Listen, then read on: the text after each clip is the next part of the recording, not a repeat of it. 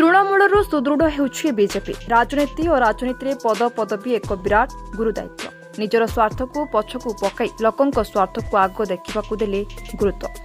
जलेश्वर निर्वाचन मंडली अंतर्गत बस्ता ब्लॉक अधीन 14 गोटी पंचायत प्रमुख कर्मी को नहीं पाउंसकुली कल्याण मंडप परिसर में बीजेपी पक्षर सांगठनिक बैठक सहित समीक्षा बैठक अनुष्ठित होइछि।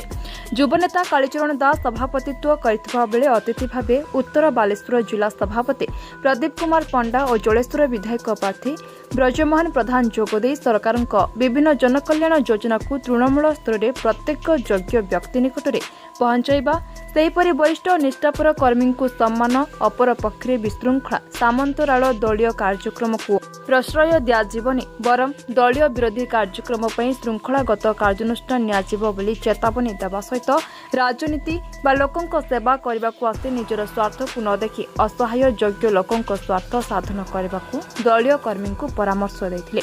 अन्य मानक मध्य वरिष्ठ प्रमुख नेता नवकृष्ण दास, शिशिर कुमार सेनापति, पंचानन दास, सरपंच इंदिरा कामिला, विपिन विश्व, राधाकृष्ण बेहरा, मंडल सभापति अनिल कुमार साहू भली अनेक छामुआ नेता समेत 14टी पंचायत आगधाड़ी बीजेपी कर्मकर्ता बहु संख्याରେ उपस्थित थे।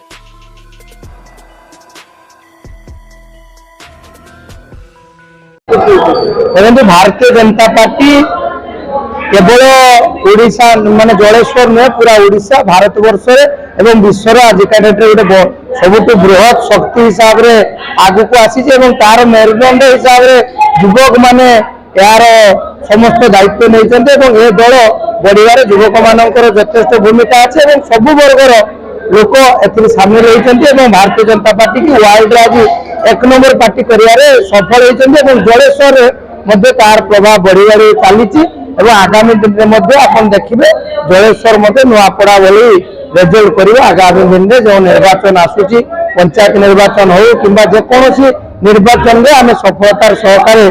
विजय लाभ कर आशा रखुचे लोक आशीर्वाद एवं लोक सहयोग से मात्रा मिलबार लगी। आज जो बैठक है ये हूँ आमर सांगठनिक बैठक। वर्तमान बैठक में सिद्धांत होती आम दल मजबूत रु मजबूत कर तेणु विकास मूलक कम आज आलोकपात करागला जमीती आम सरकार योजना प्रत्येक लोक मान पाखे पहुंची पार से विषय संपूर्ण तर्जमा हो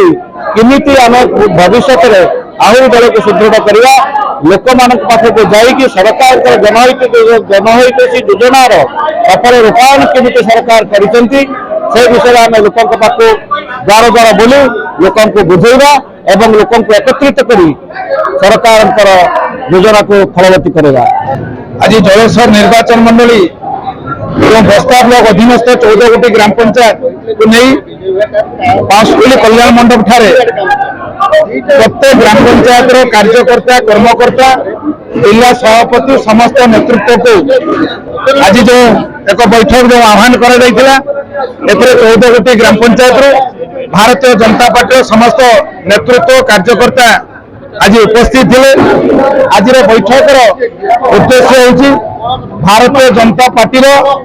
शक्ति वृद्धि आज ये बैठक परामर्श दिगला एवं नेतृत्व मान पाखे परामर्श निगला। तेणु आज बैठक नेतृत्व भितर समन्वय रक्षा कर 14 ग्राम पंचायत विकास काम को त्वरान्वित कर संपूर्ण सफल है। 14 पंचायत नहीं 300 ऊर्ध लोक थे आम जी अपेक्षित थे अधिक संख्या लोक उपस्थित थे संपूर्ण भाव सफल होती बैठक। आम जो सांगठनिक भाव आलोचना थिला मंडल कमिटी संग्रह कराला प्रति पंचायत केमी शक्ति केन्द्र में शक्ति केन्द्र सभापति शक्ति केन्द्र प्रमुख आम नियुक्ति पाइबे से बाबद विधि निष्पत्ति होती आगामी दिन में संगठन को सुदृढ़ करने आम समस्त कथा आलोचना होती। Bureau report